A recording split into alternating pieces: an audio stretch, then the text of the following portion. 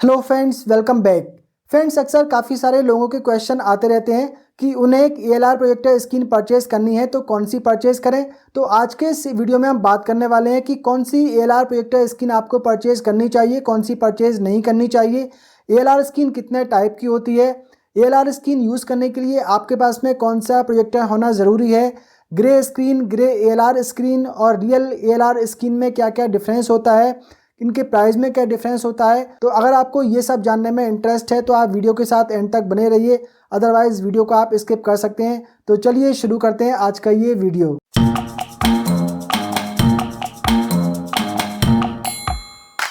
तो friends, normally white projector screen तो मिलती ही है, जिसके बारे में हम सभी लोग जानते ही हैं। वाइट प्रोजेक्टर स्क्रीन के अलावा मिलती हैं grey screen, grey ALR screen और real ALR screen. Grey screen normally grey fabric के साथ आती हैं। रियर साइड में उनकी ब्लैक कलर की कोटिंग होती है। फ्रंट साइड पे ग्रे शेड आपको देखने को मिलेगा, थोड़ा सा सॉफ्ट ग्रे देखने को मिलेगा। कैमरे से जूम करके अगर आप उससे देखेंगे तो आपको ग्रे शेड ही नज़र आएगा, कहीं पर भी आपको कोई अदर टेक्सचर उसमें नज़र नहीं आएगा। कोई ब्लैक कलर का टेक्सचर या फिर ब्लू टेक्सचर, किसी भी तरह का कोई टेक्सचर उसमें आपको नज़र नहीं आएगा, सिर्फ ग्रे शेड ही आपको उसमें दिखेगा। जैसे कि आप यहाँ पर ये ग्रे स्किन का एक एग्जांपल देख सकते हैं। यहाँ पर ये थोड़ा सा आपको यहाँ पर ग्रे शेड इसमें दिख रहा है। ये क्लोज टू वाइट ही है, बहुत ज़्यादा ये डार्क ग्रे नहीं है, बहुत ही सॉफ्ट ग्रे है। तो ये एक नॉर्मल ग्रे स्क्रीन होती है जो कि जनरली नॉर्मल प्राइस में मिल जाती है, बहुत ज़्यादा हाई प्राइस में ये नहीं मिलती है। इसके अलावा आती है ALR ग्रे स्क्रीन, जो मेरे पास में एक 124 इंच की ग्रे स्क्रीन है। तो बेसिकली वो ग्रे ALR स्क्रीन है। अगर इसकी फैब्रिक को मैं जूम करके देखता हूँ तो थोड़ा सा यहाँ पर मुझे एक ब्लैक कलर का टेक्सचर नज़र आता है, ऊपर ऊपर ग्रे नज़र आता है, लेकिन छोटे छोटे अंदर की साइड में मुझे लाइंस ऐसी दिखती हैं जो कि ब्लैक शेड सा दिखता है, जिससे थोड़ा सा जो कंट्रास्ट इशू है, थोड़ी सी जो एम्बियंट लाइट रिजेक्टिंग जो इफेक्ट होता है वो थोड़ा सा इसमें मिल जाता है। लेकिन ये एक रियल ALR स्क्रीन नहीं है, एक ये सेमी ALR स्क्रीन आप इसको बोल सकते हैं। मैंने एक बिग व्यू ब्रांड की 120 inch fix frame high contrast grey ALR screen का रिव्यू किया था।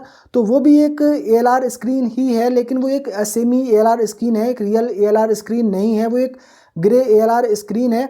उसकी भी फैब्रिक को अगर हम कैमरे से जूम करके देखते हैं तो थोड़ा सा ब्लैक कलर का शेड हमें अंदर की साइड में बहुत छोटे छोटे से डॉट्स दिखते हैं, जो कि एम्बियंट लाइट को थोड़ा सा एब्जॉर्ब कर लेते हैं, जिससे हमें थोड़ी सी बेटर पिक्चर क्वालिटी मिलती है एक वाइट स्क्रीन के और एक नॉर्मल ग्रे स्क्रीन के कंपैरिजन में। लेकिन एक जो रियल ALR स्क्रीन होती है उसकी फैब्रिक को जब हम कैमरे से जूम करके देखते हैं तो वहाँ पर हमें लाइनिंग नज़र आती है। एक ब्लैक कलर की लाइन होगी, एक वाइट लाइन होगी, एक ब्लैक कलर की लाइन होगी, एक वाइट लाइन होगी।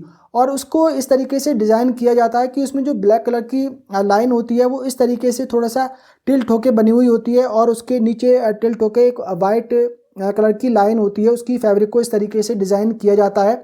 तो जो सीलिंग से आने वाली लाइट है, जो ऊपर से आने वाली लाइट होती है, तो जो ब्लैक कलर की लाइन है, क्योंकि वो टिल्ट करके उसको एक शेड की तरह बनी रहती हैं, तो वो वाइट जो लाइन है उस पर उस ऊपर से आने वाली लाइट को रिजेक्ट कर देती है, उसको एब्जॉर्ब कर लेती है।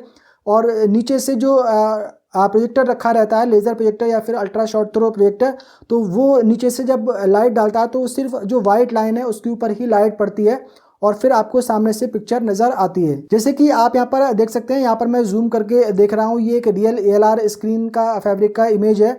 तो यहाँ पर आपको देखेंगे तो वाइट लाइंस नज़र आएंगी, ब्लैक लाइन नज़र आएंगी। तो कुछ इस तरीके से इस डिज़ाइन में इसे डिज़ाइन किया जाता है। जो नॉर्मल वाइट स्क्रीन होती है या फिर नॉर्मल ग्रे स्क्रीन होती है या फिर ALR ग्रे स्क्रीन होती है, उसकी जो फैब्रिक होती है, आप ये सामने से अगर वो ग्रे है तो आप इस तरीके से उसे वॉल पे इंस्टॉल कर सकते हैं, या फिर जैसे भी स्क्रीन बनती है उसमें आप उसको फिट कर सकते हैं। इसको आप इस तरीके से भी डाउन करके भी लगा सकते हैं, आप इसको ऐसे भी लगा सकते हैं, आप इसको ऐसे भी लगा सकते हैं, किसी भी डायरेक्शन में आप इसको लगा सकते हैं। इसकी पिक्चर क्वालिटी पे कोई भी फ़र्क नहीं पड़ता है।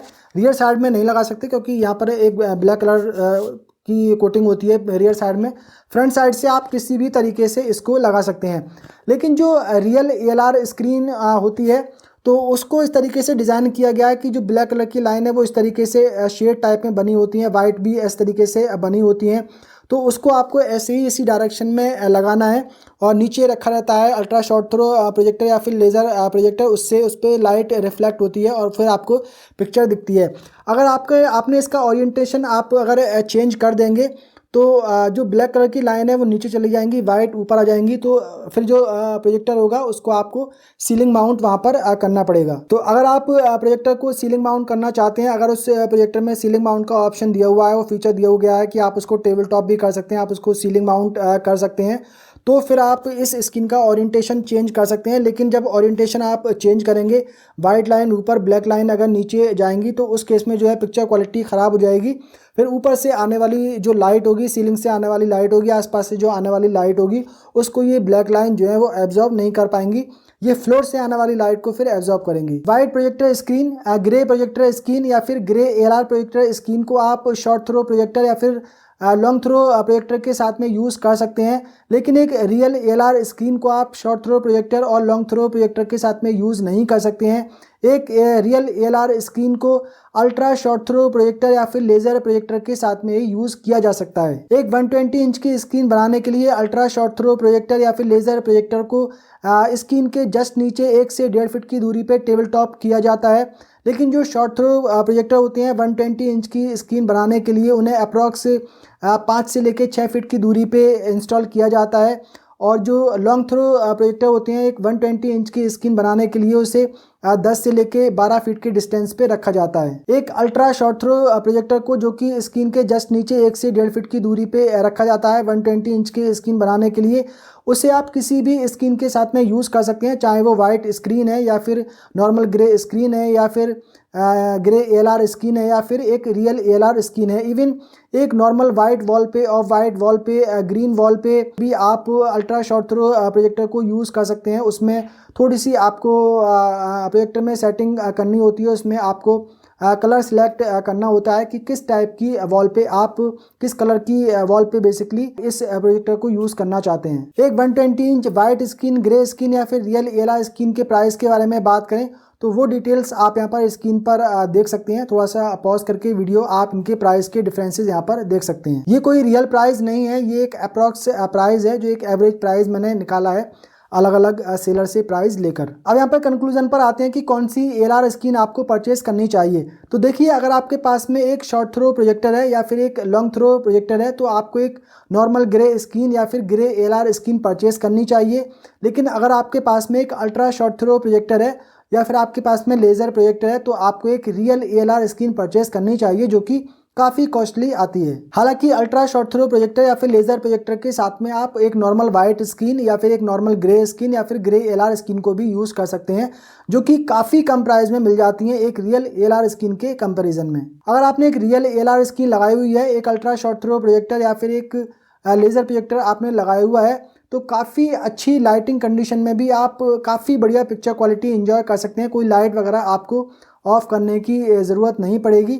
लेकिन सारी लाइटें ऑफ़ करके अगर आप देखेंगे तो आपको एक ओलेड टीवी से भी बेटर पिक्चर क्वालिटी देखने को मिल जाएगी। यहाँ पर सबसे अच्छा फ़ायदा इसका ये होता है कि एक बड़ी स्क्रीन साइज़ का टीवी अगर आप परचेज़ करते हैं 75 इंच, 85 इंच, 98 इंच या फिर 100 इंच का टीवी आप परचेज़ करते हैं तो उसमें काफ़ी रिस्क रहता है कि उनका पैनल डैमेज हो जाए, और पैनल अगर डैमेज हो जाए या फिर ख़राब हो जाए तो उसमें काफ़ी ख़र्चा उठाना पड़ता है और काफ़ी टाइम लग जाता है रिप्लेस होने में, क्योंकि जो बिग स्क्रीन साइज़ के जो पैनल होते हैं वो उनकी अवेलेबिलिटी ज़्यादा नहीं होती है, वो काफ़ी मुश्किल से मिलते हैं, काफ़ी देर से मिलते हैं, तो काफ़ी हेडेक उसमें हो जाता है। लेकिन एक laser projector, ultra short throw projector, एक रियल एलआर स्क्रीन आपने लगाई हुई है तो उसमें कम से कम पैनल ख़राब होने का जो रिस्क होता है वो तो वहाँ पर नहीं होता है, ना कोई डैमेज होने का रिस्क होता है।